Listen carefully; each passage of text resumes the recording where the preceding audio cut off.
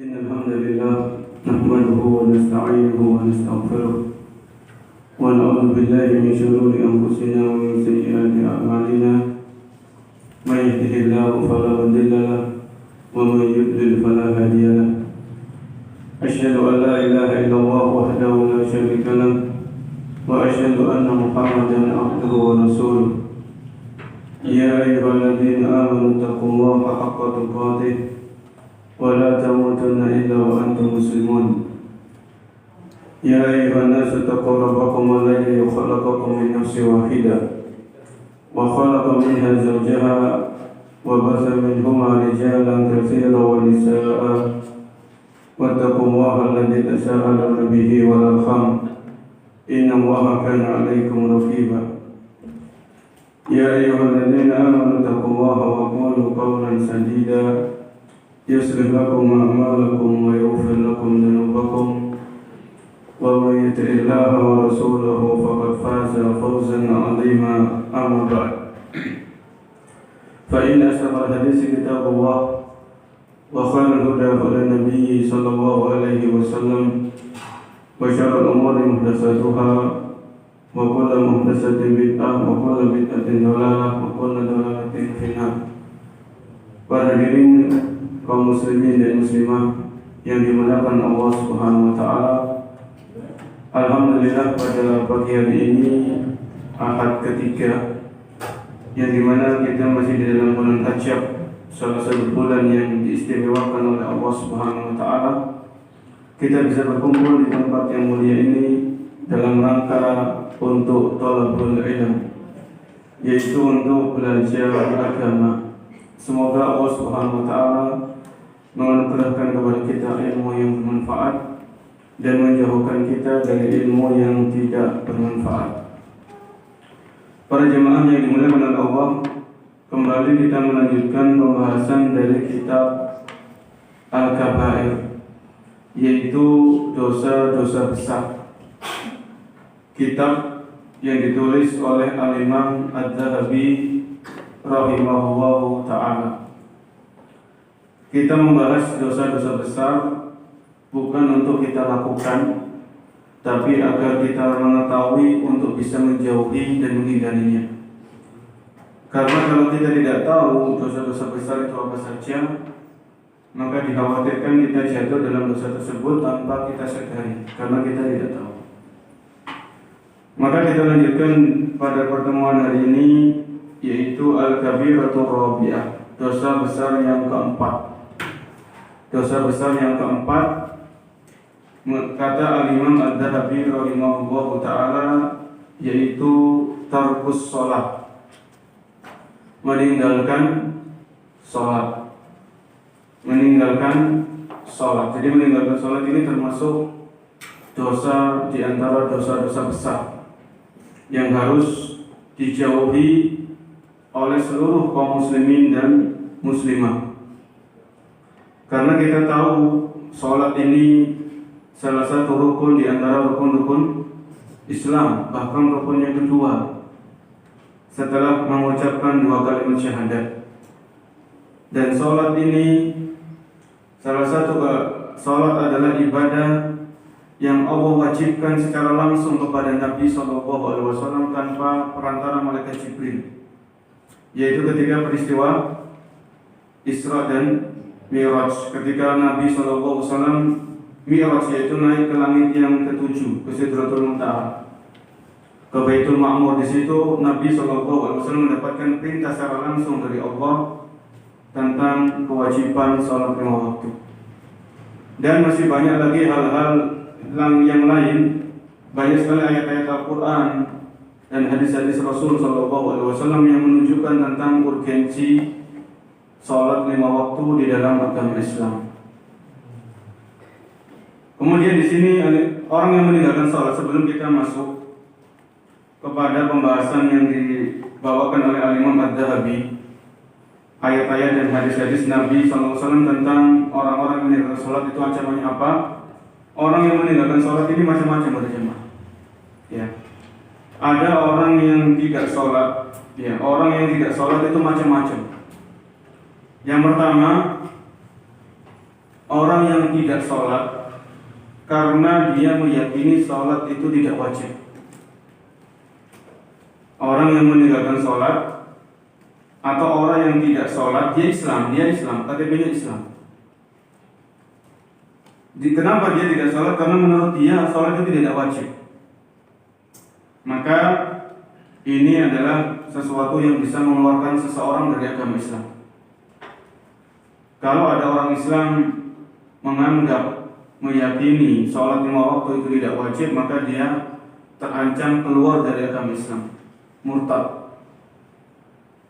Kemudian orang yang tidak sholat yang kedua itu karena terkena syubhat atau kerancuan pemikiran, ya, bahwasanya sholat itu hanya wajib di zaman Nabi SAW. Setelah beliau meninggal, sholat itu tidak lagi wajib. Maka ini termasuk pemikiran yang menyimpang. Maka ini harus orang dijelaskan tentang masalah hal ini.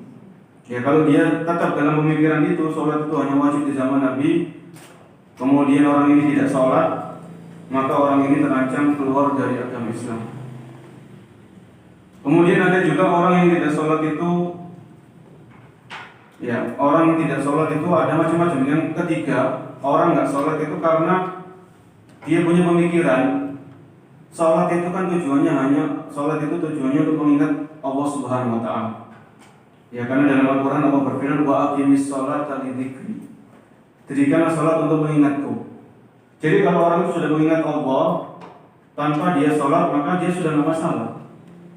Ini juga pemikiran yang menyimpang, yang mungkin ada di masyarakat kaum muslimin. Ya, tujuan sholat kan ingat Allah Subhanahu Wa Taala. Saya sudah ingat Allah Subhanahu Wa Taala, kenapa saya harus sholat? Nah, ini bahaya juga ini seperti ini. Kemudian yang keempat, ya, orang yang tidak sholat, yang keempat itu karena dia merasa sudah sampai tingkatan makrifat. Jadi di sebagian masyarakat itu kan ada pembagian syariat, hakikat, tarekat dan makrifat. Ya, sebagian orang ketika mereka menganggap sudah sampai derajat makrifat, maka dia sudah tidak lagi wajib untuk sholat. Ya, hal-hal yang haram itu boleh baginya, semuanya halal. Nah, ini jelas-jelas tidak sesuai dengan ajaran dan tuntunan Rasul Sallallahu Alaihi Wasallam. Nabi Sallallahu Alaihi Wasallam, beliau orang yang paling bertakwa. Ya, beliau yang sudah dijamin surga, beliau tetap sholat sampai beliau meninggal dunia. Para sahabat-sahabat Nabi, Abu Bakar, Umar, Utsman, Ali radhiyallahu anhum, dan sahabat-sahabat yang lain, mereka tetap sholat sampai mereka meninggal dunia. Ya, ini tadi macam-macam orang yang tidak sholat atau meninggalkan sholat karena ada beberapa macam latar belakang. Ya. Adapun orang yang meninggalkan sholat, ya, karena malas. Orang yang meninggalkan sholat karena malas. Ini yang kelima. Orang yang meninggalkan sholat karena malas, dia tahu sholat itu wajib. Ya, sholat itu wajib tapi dia tinggalkan. Maka orang yang seperti ini, para ulama berbeda pendapat. Ya, para ulama berbeda pendapat. Ada yang mengatakan orang yang meninggalkan sholat karena malas, maka dia kafir. Ada yang mengatakan orang yang meninggalkan sholat karena malas, maka dia melakukan dosa besar di antara dosa-dosa besar. Ya. Baik, kita masuk kepada ayat-ayat Al-Quran dan hadis-hadis Rasul yang dicantumkan oleh Imam Ad-Dhahabi ketika beliau membahas dosa besar yang keempat.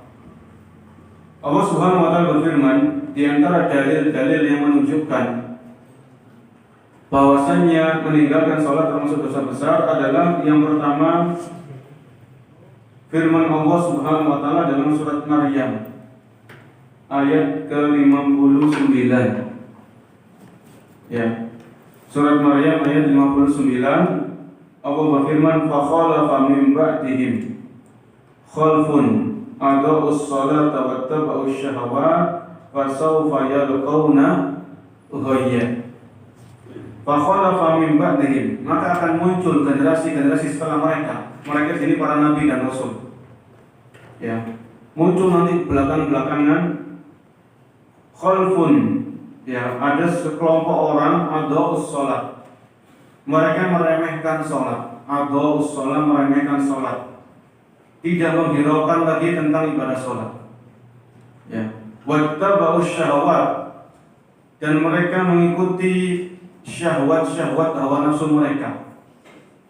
Fasawfa yalqawna ghayya, maka mereka akan mendapatkan balasan berupa ghayya. Ghayya di sini kata para ulama yaitu sungai di neraka jahanam. Fasawfa yalqawna ghayya, sungai tapi di neraka jahanam. Jadi isinya siksaan dari Allah Subhanahu wa taala. Jadi jelas para jamaah, kalau Allah sebutkan dalam sebuah ayat balasan tentang neraka, ini adalah ciri-ciri di antara ciri-ciri dosa besar. Fasawfa yalqawna ghayya. Dan di dalam ayat ini, ya, maka kita mengambil pelajaran juga masih di surat Maryam ayat 59, bahwasanya di antara sebab orang itu meninggalkan sholat atau tidak sholat adalah mengikuti syahwat hawa nafsunya. Ya, mengumpulkan harta sebanyak-banyaknya sampai nggak sholat, ya, mengejar pangkat, kedudukan, jabatan sampai nggak sholat, maka dia mengikuti syahwat hawa nafsunya, keinginan-keinginan, ambisi-ambisi duniawi. Yang ini terkadang menyebabkan seseorang itu rela atau sengaja meninggalkan ibadah sholat lima waktu karena obsesi-obsesi duniawi, tujuan-tujuan duniawi, cita-cita duniawi yang tidak akan ada habisnya. Kemudian ayat yang lain yang dibawakan dicantumkan oleh Al-Imam Adz-Dzahabi rahimahullah, yaitu firman Allah Subhanahu wa taala dalam surat Al-Maun. Surat Al-Maun ayat 4 sampai ayat yang ke-7. Yang dimana surat ini insyaallah kita hafal semuanya karena termasuk surat-surat pendek. Allah berfirman, "Fawailul lil musallin alladzina hum an salatihim sahun alladzina hum yura'un wa yamna'un al-ma'un." Fawailul musallin, celakalah orang-orang yang sholat. Maksudnya orang yang sholat celakanya bagaimana? Yaitu dijelaskan di ayat yang berikutnya, alladzina hum an salatihim sahun. Mereka adalah orang-orang yang lalai. Ya, sahun ini lalai. Lalai dari mengerjakan sholat mereka. Ya. Maka para ulama tafsir ketika mereka menjelaskan ayat ini, alladzina hum an salatihim sahun, ini beberapa penafsiran. Mereka adalah orang-orang yang lalai dari sholat, mereka yang tidak sholat sama sekali. Kemudian yang kedua, di antara tafsiran ayat ini, alladzina hum an salatihim sahun, yang kedua, mereka adalah orang-orang yang sholat tapi mengakhirkan waktunya. Ya. Jadi misalnya sholat zuhur itu sudah 2:30, sudah mau azan asar baru sholat zuhur, sengaja. Bukan karena ketiduran, bukan karena lupa, ya, tapi sengaja. Dan itu terus seperti itu tiap hari kayak gitu. Ya, sudah mepet-mepet azan asar baru sholat zuhur, sudah mepet azan maghrib mau baru sholat asar. Maka ini diantara ancaman Allah Subhanahu wa taala bagi orang-orang yang mengakhirkan sholat dari waktunya dengan kesengajaan tanpa ada uzur. Maka Allah ancam dengan kecelakaan, fawailul lil musallin, celaka, binasa, sengsara. Ya.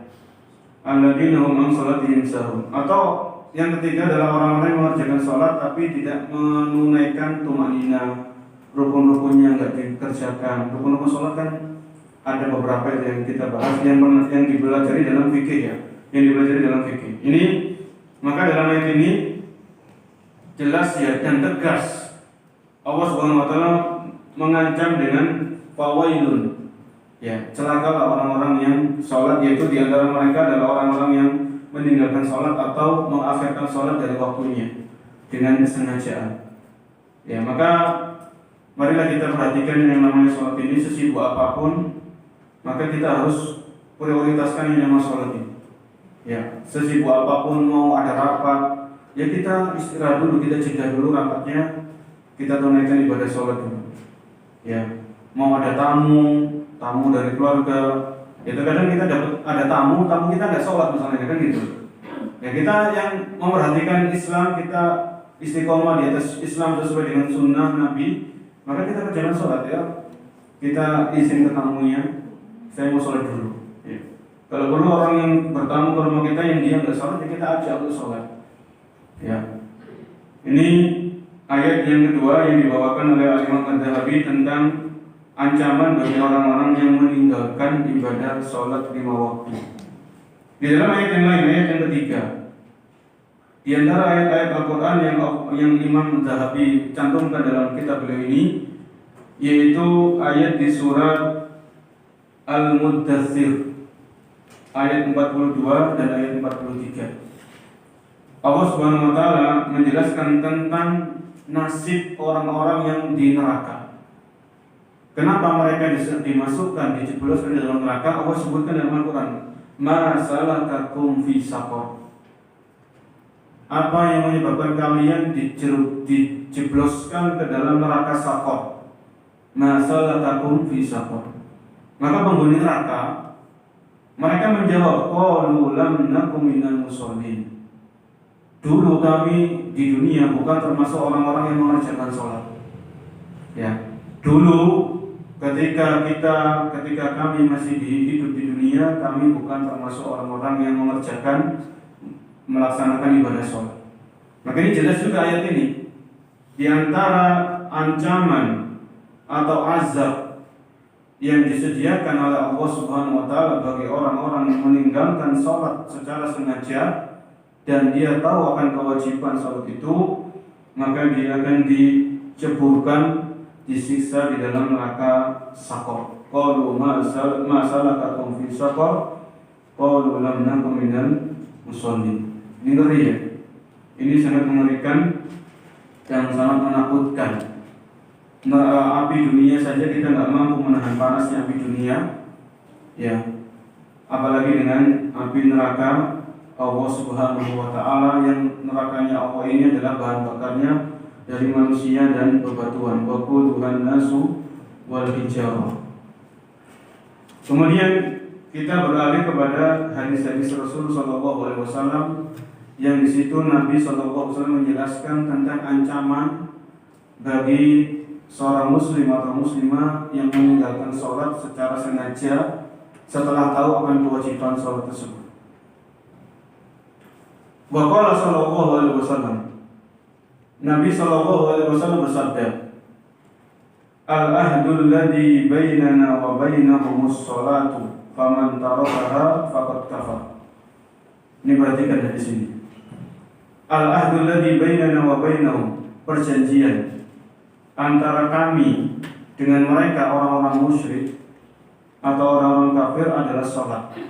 Ya, perjanjian, perbedaan antara kami, yaitu umat Islam kata Nabi, dengan mereka orang-orang kafir, orang musyrik adalah ibadah sholat.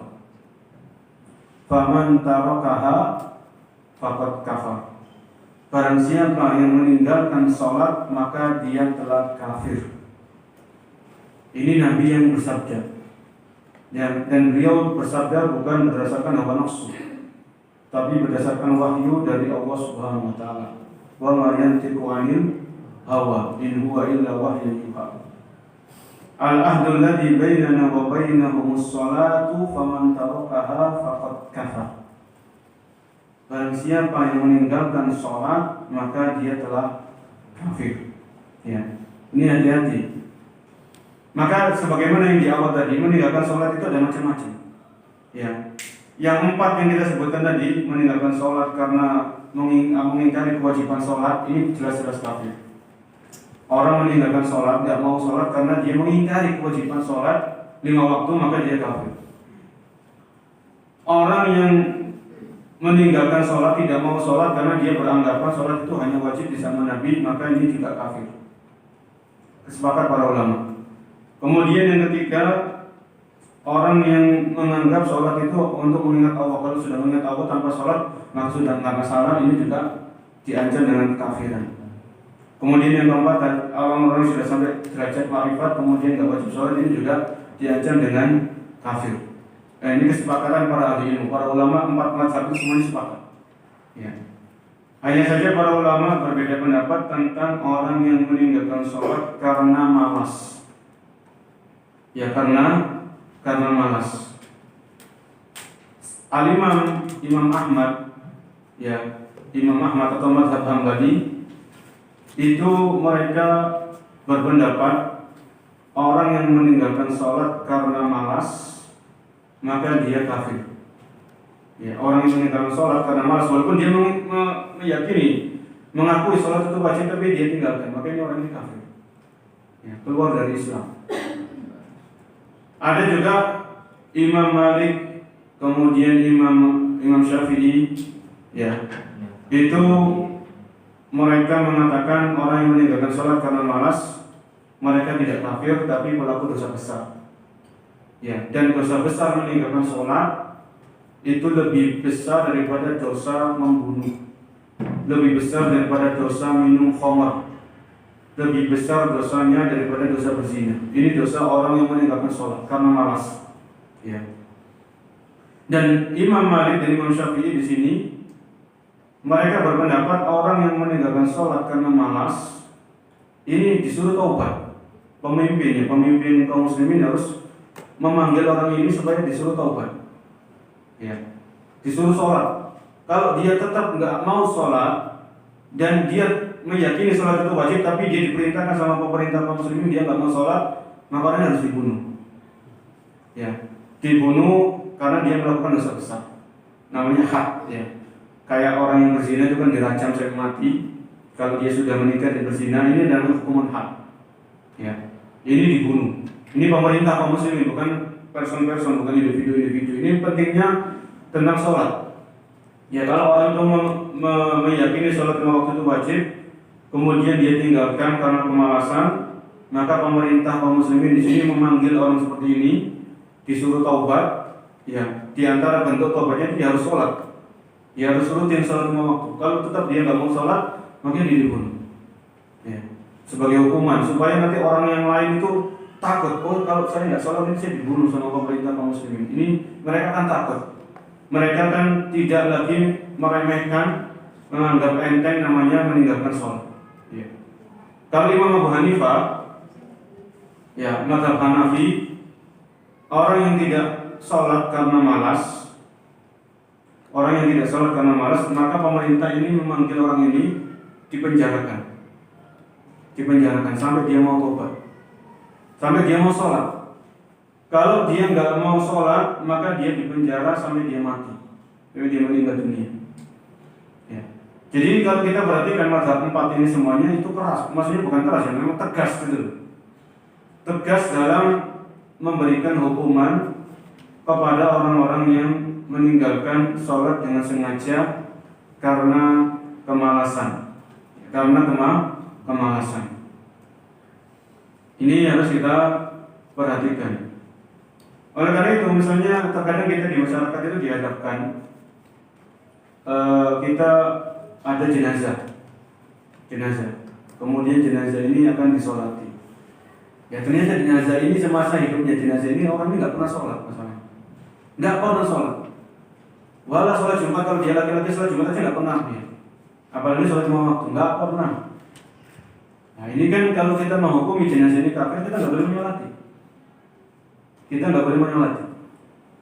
Nggak perlu dikafani, nggak perlu dimandikan. Terus bagaimana jenazahnya dibawa, ya dibungkus pakai kresek, pakai plastik gitu aja ya. Dibawa ke luar tempat yang jauh, yang di situ nggak ada pemukiman penduduk, kemudian digadikan terus dikubur gitu aja, mulai ditinggal. Ini berat parahnya, jadi konsekuensinya itu berat. Ya, maka terkadang sebagian masyarakat itu mereka mengingkari kalau di kampungnya itu ada yang pecandu minuman keras. Mereka mengingkari kalau di kampungnya itu ada tempat yang dijadikan untuk berzina. Tapi di sebagian masyarakat orang meninggalkan sholat itu dianggap biasa. Ya. Seolah-olah nggak ada dosanya gitu. Oh, orang ini kan baik. Saya punya tetangga itu, dia Pak RT. Orang memang baik kepada semua manusia itu baik. Belum binatang itu baik, diragukan. Tapi saya tahu orang ini nggak pernah sholat. Cuma saya hidupnya nggak pernah sholat. Makanya ketika orang ini meninggal saya ikut semua nyolati karena saya takut. Ya. Dan masalahnya di masyarakat kita kan ada masih awam. Terkadang ini orang ini jelas-jelas nggak pernah sholat, masa hidupnya nggak pernah sholat. Kemudian setelah jenazah ini disiapkan, dia dikafani, dimandikan, dikafani. Kan biasanya orang-orang tuh kita semuanya bersaksi ini orang baik ya, orang baik. Padahal kita nggak tahu itu kan bahaya juga, persaksian palsu kan. Ini jangan kita sama ngomong aja kalau kita memang benar-benar nggak tahu apa track recordnya orang ini, ya jangan kita mengucapkan baik gitu. Nah ini kan persaksian palsu nantinya. Kita memang enteng di lisan, tapi kan nanti bahaya nanti di akhirat gitu kan. Maka hal-hal seperti ini harus kita perhatikan. Ya, meninggalkan sholat ini bukan perkara yang ringan, tapi itu besar di sisi Allah dan di sisi Rasul Sallallahu Alaihi Wasallam. Kemudian kita beralih ke hadis-hadis yang lain. Nabi Sallallahu Alaihi Wasallam bersabda, "Man fatathu sholatul asri habita amaluh." Barang siapa yang meninggalkan sholat asar dengan sengaja, habita amal, maka amal solehnya akan hangus. Wah ini perhatikan ini. Hadis ini diriwayatkan oleh Imam Bukhari. Hadisnya jelas, hadis yang sahih. Barang siapa yang meninggalkan sholat asar dengan sengaja, maka amal ibadahnya itu hangus. Pahala-pahalanya yang dikumpulkan ini hangus. Walaupun di sini para ulama berbeda pendapat. Apakah amal ibadahnya yang hangus itu cuma hari itu? Jadi misalnya ada orang meninggalkan sholat di hari Ahad, maka para ulama mengatakan yang hangus ibadahnya ya di hari itu saja, hari Ahad itu aja. Adapun di hari-hari yang lain tidak dihanguskan pahalanya oleh Allah Subhanahu wa taala. Ada ulama yang lain yang mengatakan amalannya semuanya hangus semuanya pahalanya. Jadi kalau orang ini meninggalkan sholat, khususnya di sini sholat asar, sebagaimana redaksi hadis ini, pahala-pahala amal solehnya itu hangus. Pak, kalau dia pernah hajinya hangus pahalanya. Kalau dia pernah umrahnya hangus pahalanya. Kalau dia pernah sedekah bangun masjid, tapi dia meninggalkan sholat asar dengan sengaja, ya tanpa ada uzur, ya maka dengan meninggalkan sholat dengan sengaja maka akan dihanguskan pahalanya, dilenyapkan pahalanya oleh Allah Subhanahu wa taala. Ya. Jadi ini adalah perkara yang berat, ya. Padahal kita di dunia ini kan kita mengumpulkan pahala sebanyak-banyaknya, mengumpulkan bekal sebanyak mungkin, ya, untuk menghadapi hari yang sangat agung, yaitu hari pembalasan, hari dibangkitkannya manusia dari alam kubur untuk menemui balasan amal ibadah mereka. Ya. Kenapa Nabi SAW dalam hadis ini cuma sholat asar, bukan berarti sholat yang lain itu boleh ditinggalkan? Tidak ya. Ini Nabi SAW menyebutkan man fatathu sholatul asri habita amaluh. Barang siapa yang meninggalkan sholat asar dengan sengaja, maka amalannya akan dihanguskan, dileburkan oleh Allah Subhanahu wa taala. Maka ini menunjukkan tentang urgensi sholat asar. Sholat 5 waktu semuanya penting, ya. Namun sholat asar ini ada kekhususan tersendiri. Oleh karena itu dalam Al-Quran Allah Subhanahu wa taala berfirman, "Hafidhu 'ala sholawati was sholatil wusta." Ya, hafidhu 'ala sholawat di surat Al-Baqarah. Ya. Hafidhu 'ala sholawat, jagalah sholat 5 waktu ini semuanya. Was sholatil wusta, dan sholat wusta. Para ulama tafsir kebanyakan mereka mengatakan sholat wusta ini sholat asar. Ya, was sholatil wusta. Ya. Ini di satu sisi adalah menunjukkan kedudukan yang lebih dari sholat asar, melebihi sholat-sholat 5 waktu yang lainnya. Sampai-sampai Allah sebutkan dengan penyendirian, wassolatil wusta. Begitu juga dalam hadis ini Nabi SAW menyebutkan secara khusus tentang sholat asar. Ya. Karena dengan sholat asar ini kalau kita perhatikan di masyarakat itu kan rawan-rawan ditinggalkan. Sepulang kerja, gitu ya, capek, apalagi kalau di Jakarta itu macet di jalan, repot, itu rawan sekali untuk ditinggalkan. Baik, hadis yang berikutnya Nabi SAW bersabda, "Bainal abdi wa bainasyirki tarkus shalah." Ya, perbedaan antara hamba dengan kesyirikan itu meninggalkan sholat. Ya. Jadi tidak ada yang membedakan antara pelaku kesyirikan dengan orang yang tidak melakukan kesyirikan, itu diantaranya adalah sholat. Ya, kalau orang itu nggak sholat, maka dia telah melakukan dosa semacam dosa kesyirikan. Bainal abdi wa bainasyirki tarkus shalah. Batasan, ya, batasan antara seseorang dengan kesyirikan itu adalah ibadah sholat. Maka ini juga menunjukkan tentang urgensi sholat 5 waktu. Kemudian Nabi SAW bersabda, "Man taraka sholata muta'ammidan, faqad bari'at minhu dhimmatullah." Barang siapa yang meninggalkan sholat secara sengaja, maka Allah telah berlepas diri dari orang tersebut.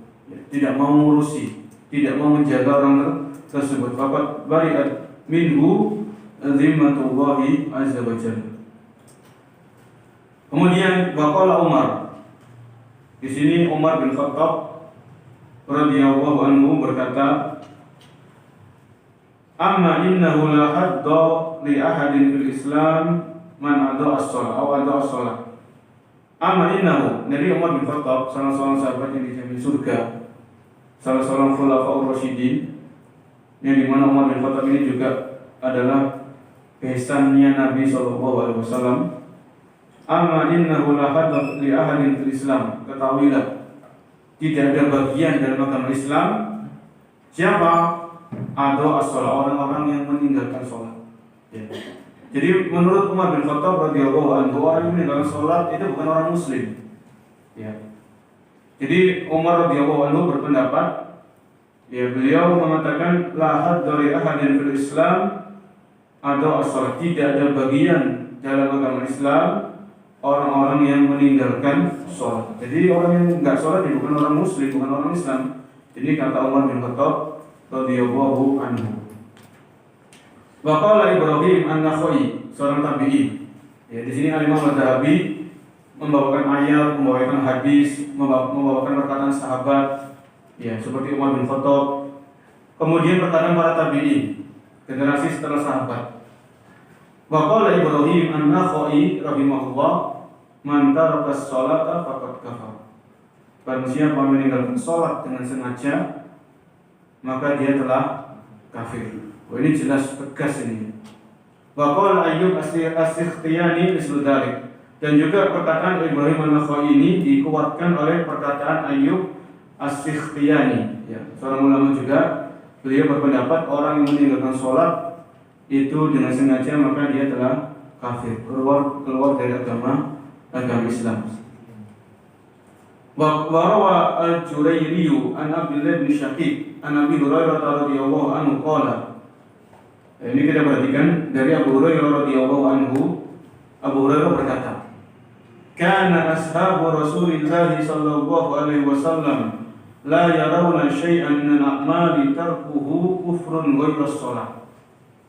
Ya, akhrajahu al-Hakim fil Mustadrak wa akhrajahu Tirmizi duna dzikri Abi Hurairah wa qala Ibnu Hazm la tanba ba'da syirki a'dam min tarki shalah hatta yakhruja waqtaha wa qatlul mu'min bi ghairi haqqin. Jadi begini, Abu Hurairah ini berkata, dahulu para sahabat-sahabat Nabi sallallahu alaihi wasallam la yarawna syai'an min al-a'mali tarku kufrun ghairu shalah. Jadi para sahabat ini, para sahabat-sahabat Nabi itu semuanya hampir ada kesepakatan, ijma gitu.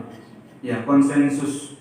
Mereka para sahabat ini hampir ada kesepakatan atau bisa dikatakan sepakat bahwasanya orang-orang yang meninggalkan sholat itu adalah orang yang keluar dari Islam. Para sahabat ini masih khilaf. Orang yang nggak bayar zakat, ya, yang nggak bayar zakat mal, itu mereka keluar dari Islam atau tidak? Ini masih khilaf, masih ada perbedaan. Para sahabat itu masih berbeda pendapat. Orang-orang yang meninggalkan puasa Ramadan, ya, apakah orang ini kafir atau tidak? Para sahabat masih berbeda pendapat. Orang-orang yang meninggalkan ibadah haji, padahal dia mampu, apakah dia kafir atau tidak? Tapi para sahabat ini tidak ada perbedaan pendapat. Ya, bisa dikatakan sepakat bahwasanya orang-orang yang meninggalkan sholat karena sengaja setelah tahu akan kewajibannya, maka ini adalah orang yang keluar dari Islam. Ini adalah kesepakatan yang terjadi di zaman para sahabat sebagaimana yang dinukilkan, yang dikatakan oleh Abu Hurairah. Kan ashabu Rasulillah sallallahu alaihi wasallam la yarawna syai'an min al-a'mali tarkuhu kufrun ghairu shalah. Para sahabat Nabi itu tidak melihat suatu amalan yang ditinggalkan yang menyebabkan pelakunya kufur kecuali sholat. Ya. Ini menunjukkan tentang keagungan sholat. Ya. Sampai-sampai para sahabat itu tidak ada khilaf. Semuanya itu sepakat. Ya. Jadi ini orang-orang para ulama seperti Mazhab Hambali tadi mengatakan orang yang meninggalkan sholat karena sengaja, ya, karena malas, ini adalah keluar dari Islam. Ini pendapat yang kuat juga, ya, pendapat yang kuat berdasarkan ayat dan hadis dan kesepakatan para sahabat Rasul alaihi salatu wassalam. Wa qala Ibnu Hazm, ya, wa qala Ibnu Hazm, jadi seorang ulama namanya Ibnu Hazm berkata, la danba ba'da syirki a'dham min tarki shalah hatta yakhruja waqtuha wa qad lil mu'min ghairi hakim. Tidak ada dosa yang lebih besar setelah kesyirikan, ya, melainkan dosa meninggalkan sholat sampai keluar dari waktunya, ya. Jadi Imam Ibnu Hazm berpendapat dosa yang paling besar itu sepakat dosa syirik. Dosa yang kedua, ya, dosa yang kedua yang besar setelah syirik itu adalah meninggalkan sholat, ya. Jadi meninggalkan sholat ini dosa yang paling besar setelah kesyirikan, sebagaimana perkataan Al-Imam Ibnu Hazm rahimahullahu ta'ala. Warwa Hammam nabba'ana Qatadah anil Hasan an Quraish ibn Qabisa qala hadatsani Abu Hurairah qala Rasulullah sallallahu alaihi wasallam. Kemudian Imam Madhabi kembali lagi kepada hadis, ya. Kembali lagi kepada hadis Nabi sallallahu alaihi wasallam, yaitu beliau bersabda, awwalu ma yuhasabul abdu yaumal qiyamati min amalihi salatuhu, ya. Awwalu ma yuhasabu bihil abdu yaumal qiyamah. Kita perhatikan di sini. Awwalu ma yuhasabu bihil abdu yaumal qiyamati salatuhu. Pertama kali yang dihisab oleh Allah di hari kiamat dari amalan-amalan seorang hamba adalah salatnya, ya. Jadi di dalam Islam ini kan banyak syariat. Dalam Islam ini kan banyak ibadah. Ada zakat, ada puasa, ada haji, ada umrah, kemudian ada sedekah, ada berbakti sama orang tua, ada silaturahmi. Banyak, ya, amalan-amalan ibadah itu banyak. Dari sekian banyak amal ibadah tadi, yang pertama kali diperhitungkan oleh Allah di hari kiamat adalah ibadah sholat, sholat tuh, ya. Jadi yang pertama kali diperhitungkan itu adalah sholat. Nabi SAW melanjutkan, farin sholahat, kalau setelah diperhitungkan, dihisab, orang ini sholatnya kok bagus, ya, tidak ada sholat yang bolong-bolong, sholatnya itu tumanina, rukun-rukun sholatnya dikerjakan, maka Nabi mengatakan faqad aflah, maka dia telah beruntung, wa anjah, dan dia telah selamat, ya. Jadi sholat ini semacam barometer, ukuran. Kalau sholatnya seseorang itu bagus, ya, baik, nggak ada masalah, beres semuanya, insya Allah amalan-amalan yang lain itu insya Allah beres. Ya, amalan di sini maksudnya khususnya amalan antara seorang hamba dengan Allah Subhanahu Wa Taala seperti puasa, zakat dan sebagainya. Ya, karena terkadang ada orang yang sholat lima waktu, tapi dia suka berbuat zalim, kan ada, ya, suka menyakiti orang, menzalimi orang, ini ya beda lagi urusannya, ya. Makanya itu nanti ada hubungan dia dengan sama manusia, ada keadilan juga di situ akan ditegakkan, ya.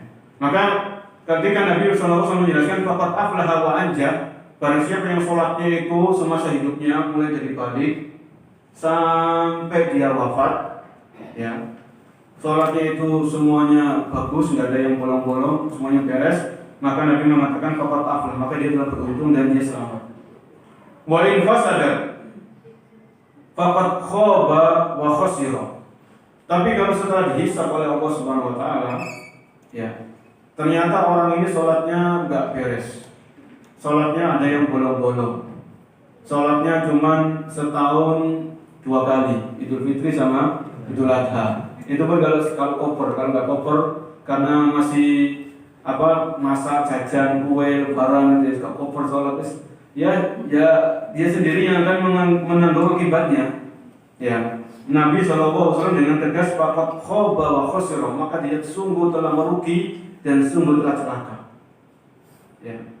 Maka ini juga ketegasan dari Rasul alaihi salatu wassalam tentang bagaimana nasib orang-orang yang meninggalkan sholat, maka dia dikabarkan oleh Nabi dia merugi, ya, dia akan celaka. dan dia akan sengsara, dia akan menderita, khususnya di akhirat. Wa qala sallallahu alaihi wasallam, Nabi bersabda, "Umirtu an uqatilan nas." Aku diperintahkan oleh Allah untuk memerangi manusia hatta yashhadu an la ilaha illallah wa anna Muhammadar Rasulullah. Sampai mereka bersaksi bahwasanya tidak ada Tuhan yang berhak disembah kecuali Allah, dan mereka bersaksi bahwasanya Muhammad adalah utusan Allah, wa yuqimus shalah wa yutuz zakat. Ya, dan mereka mendirikan salat dan mereka mau membayar zakat. Fa idza qalu dzalika asamu minni dima'ahum wa amwalahum illa bihaqqil Islam wa hisabuhum ala Allah ta'ala. Ya. Jadi Nabi SAW diperintahkan oleh Allah untuk mendakwahi manusia supaya manusia mau mengucapkan 2 kalimat syahadat, menegakkan sholat dan membayar zakat. Kalau manusia mengerjakan itu, mengucapkan 2 kalimat syahadat, mengerjakan sholat, membayar zakat, maka aslamu minni dima'ahum wa amwalahum, maka harta-harta mereka, darah-darah mereka akan terjaga, tidak boleh ditumpahkan, tidak boleh dibunuh, ya, tidak boleh dirampas hartanya, illa bihaqqil Islam, kecuali dengan aturan Islam. Wa hisabuhum 'ala Allah ta'ala, dan hisab mereka itu hanya kepada Allah Subhanahu wa ta'ala. Tidak berarti orang itu dikatakan Islam. Menurut hadis ini, orang itu dikatakan Islam kalau dia mengucapkan 2 kalimat syahadat, kemudian dia mengerjakan sholat 5 waktu, dan dia membayar zakat. Kalau salah satu dari 3 hal ini tidak terpenuhi, maka konsekuensi dari hadis ini adalah orang itu bukan dianggap sebagai orang Muslim, walaupun KTP-nya Islam. Ya, ini jelas dari Nabi Alaihissalam. Kemudian dari Abu Sa'id, anna rajulan qala ya Rasulullah ittaqillah, qala wailak alastu haqqu bi ahli al-ardi an utiya Allah. Faqala Khalid bin Al-Walid radhiyallahu anhu illa adribu unuqahu ya Rasulullah. Faqala la la'allahu yakunu yusalli. Karena suatu saat ada seorang laki-laki yang lancang, yang kurang ajar di hadapan Nabi SAW.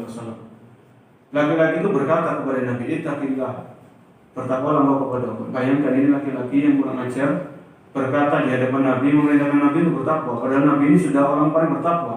Ittaqillah. Ya. Kemudian ada seorang sahabat namanya Khalid bin Walid radhiyallahu anhu. Khalid bin Walid mendengar laki-laki itu mengucapkan ucapan yang lancang kepada Nabi. Maka Khalid minta izin. Khalid bin Walid radhiyallahu anhu minta izin, ya Rasulullah, bolehkah aku menebas leher orang ini karena dia kurang ajar. Kemudian Nabi mengatakan, tak, jangan. La'allahu an yakuna yusolli. Mudah-mudahan nanti orang ini termasuk orang-orang yang mengerjakan sholat. Maksudnya orang ini kalau masuk Islam, baik keislamannya dia mengerjakan sholat. Akhirnya orang itu tidak jadi dibunuh oleh Khalid bin Walid. Ini juga tentang penjelasan bahaya meninggalkan sholat. Kemudian Al-Imam Ad-Dhahabi membawakan Rawal Imam Ahmad fi Musnadihi min hadis Abdullah bin Amr radhiyallahu anhu an Nabi sallallahu alaihi wasallam bersabda, man lam yuhafiz ala sholati lam yakun lahu nurun wala burhanun wala najatun. Barang siapa yang tidak menjaga sholat, maka dia tidak akan mendapatkan cahaya, dia tidak akan mendapatkan keselamatan di hari kiamat. Wa kana yaumal qiyamati ma Qarun wa Fir'aun wa Haman wa Abi Jahal wa Ubay ibn Khalaf. Ya.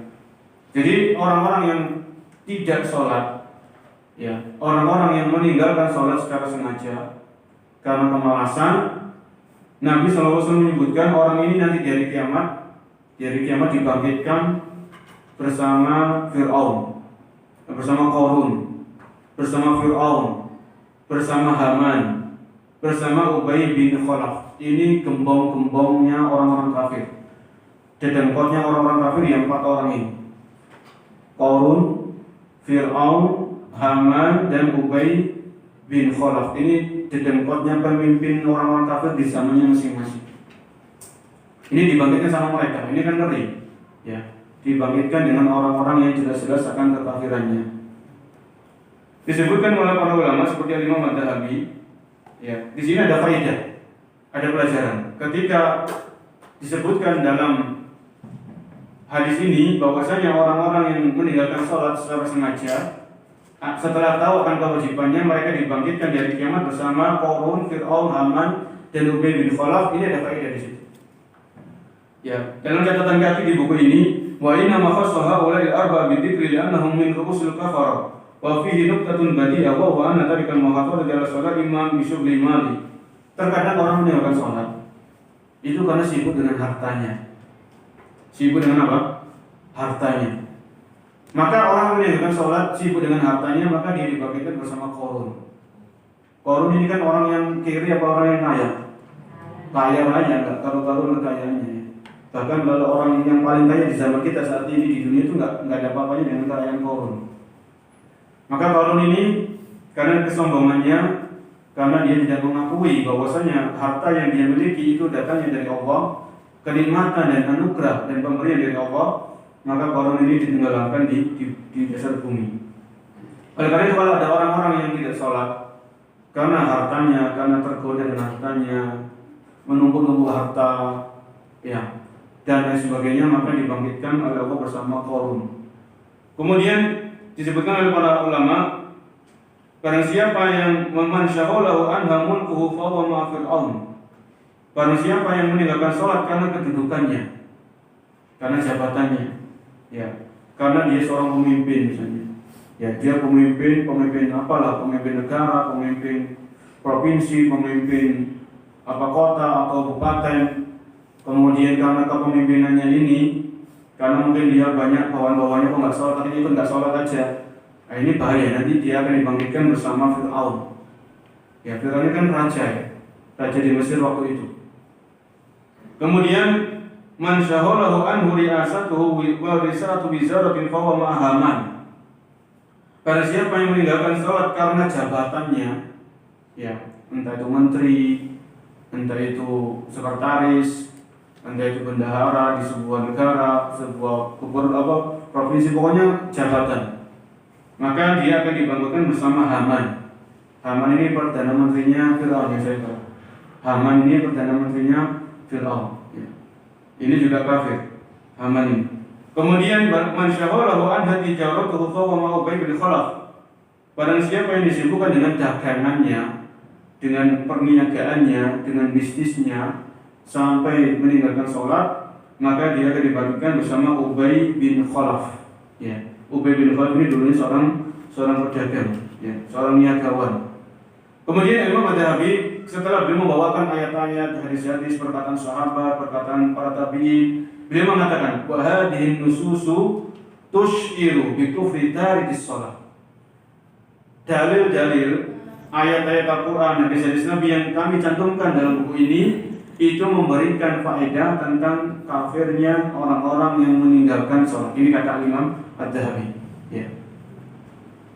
Kemudian di sini beliau masih melanjutkan, ya. Fa akhiru sholat yang biha sahibu kabiratin. Orang yang mengakhirkan sholat dari waktunya, itu adalah pelaku dosa besar. Wa tariquha bil kulliyya anni sholatul waqiyatu kaman zana wa saraqa. Orang yang meninggalkan satu sholat, ya. Jadi orang itu ada juga yang sholatnya itu bolong-bolong. Ada yang orang itu sholatnya bolong-bolong. Misalnya biasanya yang paling ramai itu maghrib dan isya. Maghrib itu paling top untuk ramai itu, ya. Sama isya lah. Karena terkadang orang itu habis maghrib dia nggak pulang sambil nunggu isya. Adapun yang rawan benar-benar ditinggalkan itu subuh, zuhur dan asar. Ya. Maka orang yang meninggalkan satu kali sholat saja, satu kali sholat ini, ya. Satu kali sholat, entah itu subuhnya, zuhurnya, asarnya, maghribnya, atau isyanya, kaman zana atau sarok, maka dosanya seperti orang yang berzina atau orang yang mencuri. Ini satu kali sholat ditinggalkan karena kesengajaan, ya, bukan karena kelupaan atau karena ketiduran. Lianna tarkas kulli sholatin aw tafwituha kabiratun fa in fa'ala dzalika marratin kana min ahli kabair ila an yatub. Ya, karena dengan meninggalkan sholat satu kali saja itu termasuk dosa besar. Satu kali sholat ini, ya, dosa besar yang dosanya itu lebih besar daripada mencuri dan berzina, atau sama dengan mencuri dan berzina. Ya, bagaimana kalau orang itu meninggalkan sholat secara keseluruhan? Maka dosanya lebih besar, dan bahkan para ulama ada yang mengatakan dia telah sampai pada keluar dari agama Islam. Fa inna lazimata kasolati bahwa minal akhirin al-ashqiya al-mujrimin. Karena orang meninggalkan sholat maka dia termasuk orang yang celaka, orang yang merugi dan pelaku kemaksiatan. Ya, ini tadi para jemaah kaum muslimin dan muslimah yang dimuliakan Allah Subhanahu wa taala tentang ayat-ayat Al-Qur'an dan hadis-hadis Nabi berkaitan dengan orang-orang yang meninggalkan sholat. Tinggal nanti kita saling nasihat-nasihati, saling mengingatkan, wa tawassaw bil haqqi wa tawassaw bis sabr. Kita perlu saling nasihat-nasihati dalam kebenaran. Ya, sholat lima waktu ini sebuah kebenaran, sebuah ibadah yang agung. Ini jelas. Ya, seluruh kaum muslimin itu pasti tahu tentang kewajiban sholat lima waktu ini, pasti tahu. Ya, kecuali kalau orang yang baru masuk Islam, ya, orang yang dari pedalaman, orang yang tinggal di negeri kafir dia baru masuk Islam, mungkin dia nggak tahu kalau semua waktu itu wajib, ini wajar. Tapi kalau orang yang sudah masuk Islam berpuluh-puluh tahun, ya, kalau nggak tahu tentang kewajiban sholat lima waktu ini, perlu dipertanyakan keislamannya sampai saat ini. Ya. Karena ini adalah termasuk dalam para ulama maklumun bidin bidururah. Ini sesuatu yang pasti diketahui dalam agama itu tentang kewajiban sholat lima waktu ini, orang itu pada tahu. Ya. Orang itu semuanya pasti tahu tentang kewajiban sholat lima waktu. Kemudian setelah kita tahu akan hal ini, maka kita tawassaw bil haqq, saling menasihati dalam kebenaran, wa tawassaw bis sabr, saling menasihati dalam kesabaran. Ya. Di dalam Al-Qur'an Allah Subhanahu wa taala berfirman, wa'mur ahlaka bis sholati wastabir 'alaiha. Wa'mur ahlaka bis shalah. Perintahkan keluargamu untuk sholat. Ya. Wastabir 'alaiha, dan sabarlah engkau dalam mengerjakan sholat itu. Ya. Jadi Allah Subhanahu wa taala perintahkan, ya, khususnya para kepala keluarga, para suami, kepala rumah tangga, mereka diperintahkan oleh Allah untuk supaya memerintahkan keluarganya, anak istrinya untuk mendirikan sholat, dan supaya diingatkan supaya sabar. Ya, supaya sabar. Ya, ini semuanya perlu kesabaran mengerjakan sholat, mendirikan sholat lima waktu dengan kekhusyuannya, dengan tumaninanya. Ini semuanya butuh sabar. Ya, pasti itu butuh kesabaran. Ya, apalagi sholat subuh itu biasanya kan masih ngantuk, masih berat. Apalagi mungkin malamnya ada Liga Champions misalnya, ada bola, ada Piala Dunia. Wah, itu berat itu kalau sholat subuh itu. Maka tetap harus diingatkan. Ya, harus diingatkan. Dan jangan sampai para bapak, para wali itu menikahkan putrinya dengan seorang laki-laki yang nggak sholat. Walaupun orangnya baik, walaupun orangnya sopan, walaupun orangnya itu IP-nya tinggi ketika dia kuliah, itu jangan sekali-kali menikahkan putri kita dengan laki-laki yang jelas-jelas dia tidak sholat. Kalau kita nggak ingin menyesal nantinya, kita akan ditanya juga oleh Allah Subhanahu wa taala, kenapa kita menikahkan putri kita dengan laki-laki yang kita tahu sendiri dia itu nggak pernah sholat semasa hidupnya. Ya.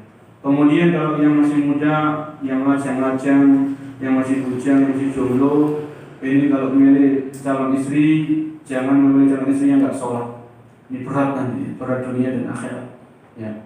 Maka pilihlah calon-calon istri yang benar-benar wanita salihah, yang mengerjakan sholat lima waktu tepat pada waktunya. Ya.